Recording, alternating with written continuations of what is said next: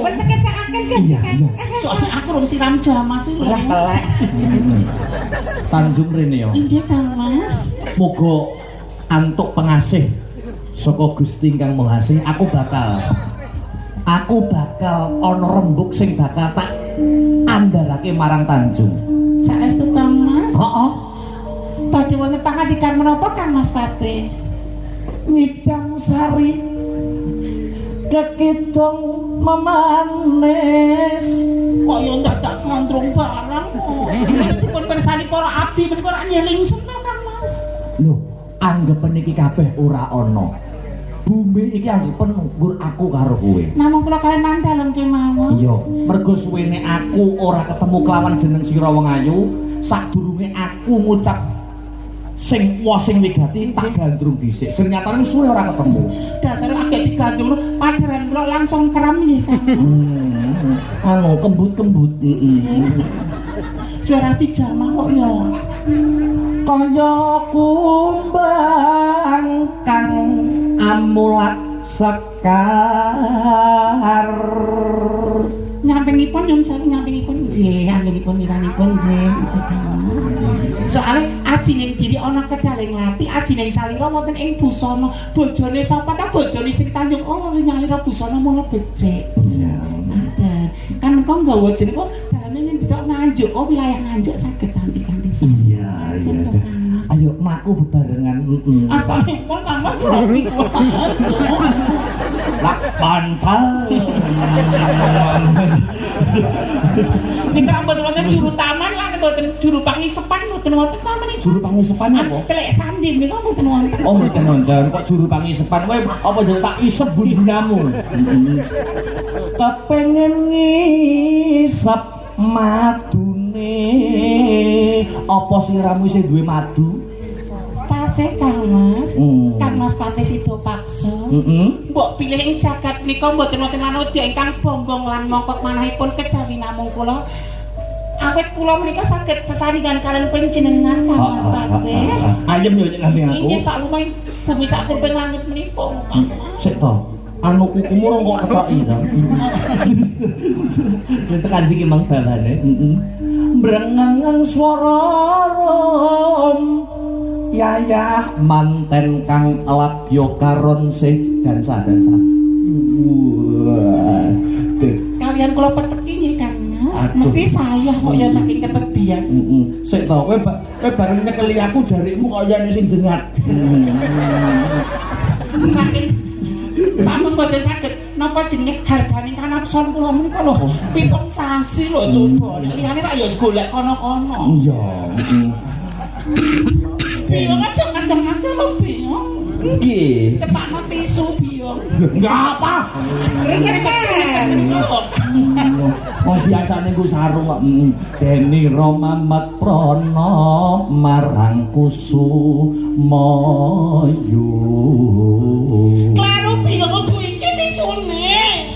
Lah terus Tisu magic iki garwa aku. Lah tisu golak ra iki lho biong. tisu menika sanes kagem Gusti Kakung. Tisu magic ta kagem jenengan.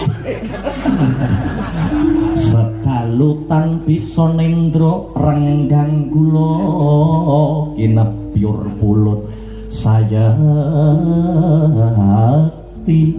Mimpi apa aku garwa sing tak tresnani banget. Nyidam sarining tresno.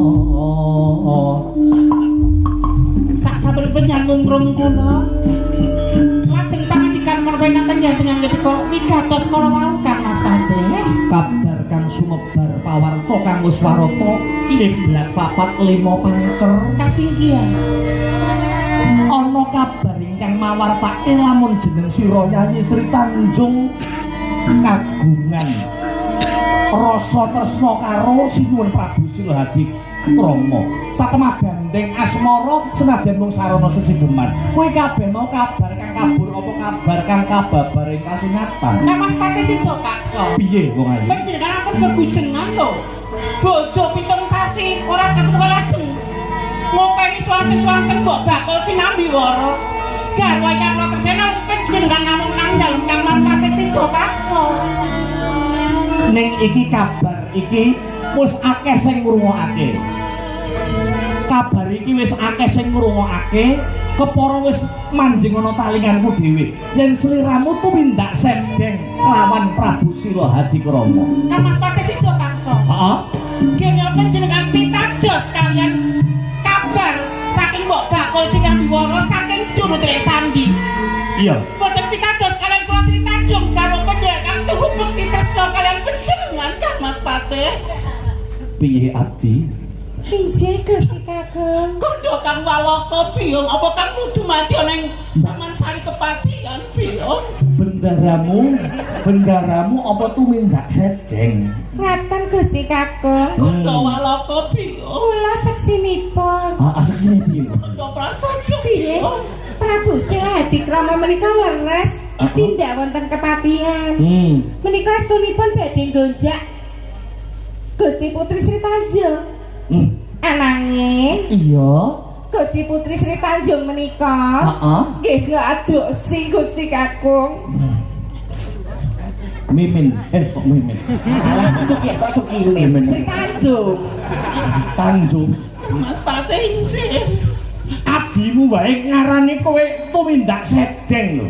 Abdi menika wonten pepengkeran mboten teka sajatosipun Kang Mas Pati. Lah abdi wae ngerti polahanmu karo Sila Hadikrama ngerti kaya ngono. Kang Mas Pati kula badhe matur walaka kalian panjenengan. Walaka piye? Ning ampun duka lho. Ora. Injih kasinggihan sinuwun Sila Hadikrama tumuju ing Taman Sari Kepatihan. Marani kowe. Ing sedya bakal gonjak kalian kula badhe prawasa jasad kawula nanging Kang Mas. Kula tersebut gemi tresna sejati ki tresna kula kalian panjenengan satemah kula boten ngladosi saestu saranduning badan kula menika dereng kepok senggol kalian sinuwun Sila Hadikrama kula boten matur dora Kang Mas. Siti Sila Hadikrama nyicipi kowe Boten kula boten ngladosi saestu Kang. nyenggol-nyenggol. Boten Kang Mas menawi pesok kesenggol bakal kula beset Kang Mas. Nangis mau bekar. Nanging atiku wis kadung catu. Kejangan kepamakan menapa penjan pitados dari atur kula. Ojo Panjenengan atur kula Kang Mas. di rumahne tangga. Panjenengan kesangeten lho. Lah kepiye to? Ndak Kang boten wonten drung-drungipun. Kula menika tresna kan panjenengan ora ngladeni wong lanang liya. Ora milik muluk bareng Kang melok. Dados karo pancen kula sampun matur nuwun. Aku tak mudune kok.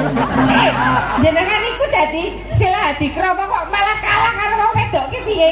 Lah macane metu wae. Lah jenengan ki kudune nek ngono kuwi langsung disabet buat Ndak wedok katane supaya saking dene sing lanang. dituapuk-tapuk tenan, bupak tenan. Ojo bantah karo wong lanang, Tanjung. Truk.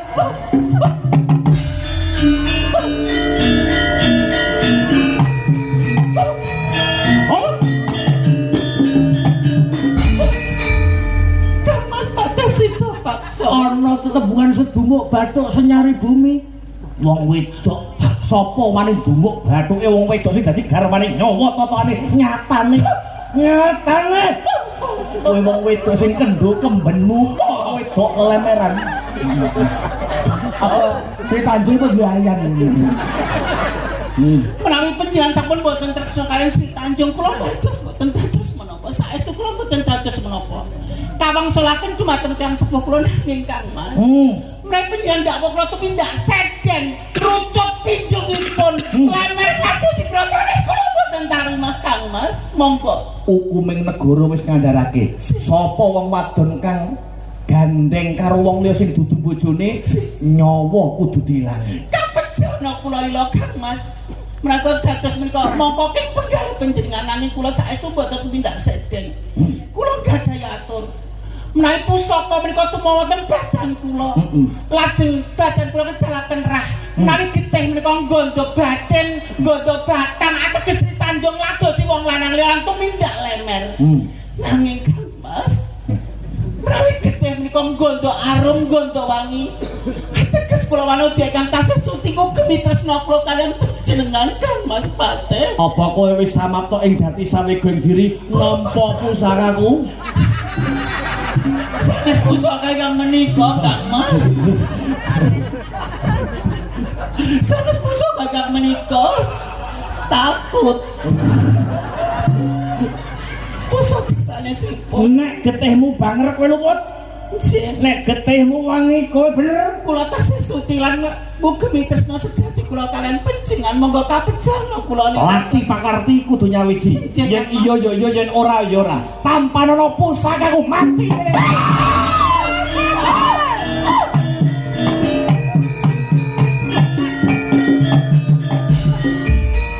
Lah Gusti Kakung panjenengan iku mbak ingkang saret.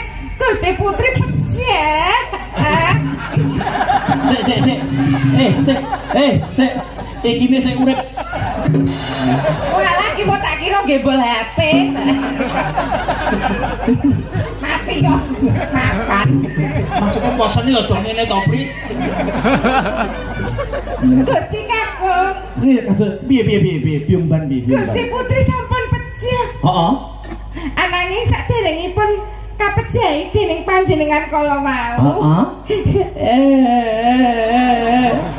Oh, kok malah nangis lho.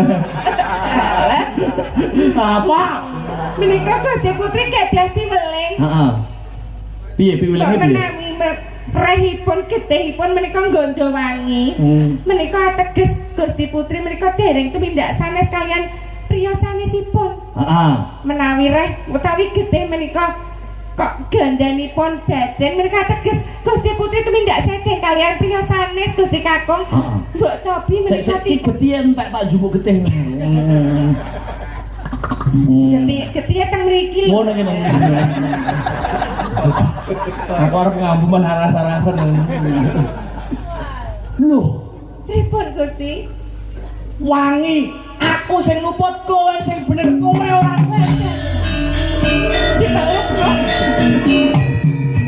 Loh. Getih wangi Biemban. Menika teges Gusti Putri mboten tumindak sedeng to. Ora. Ki panjenengan rungkit to Gusti Kakung. Hah? Dirangkul. Mati? Nggih diuripke meleh. Apa cek iso urip?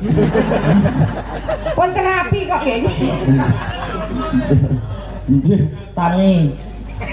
Ya digoleke apa di ilmu sambung umur ngoten men kula durung wayahe mati ngoten. Tak uripke ngoten sik kok matangi tok kaya pada titik. Bojo lho bener dikeloni kok tangi. Bener dikeloni jare. Istrimu adalah ladang pahalamu. Mbok kaya kali nek dolak alik kae. Istrimu adalah Ladang pahalamu. iki ladange lemahe jembrot kok. Ayo tangi. Wah.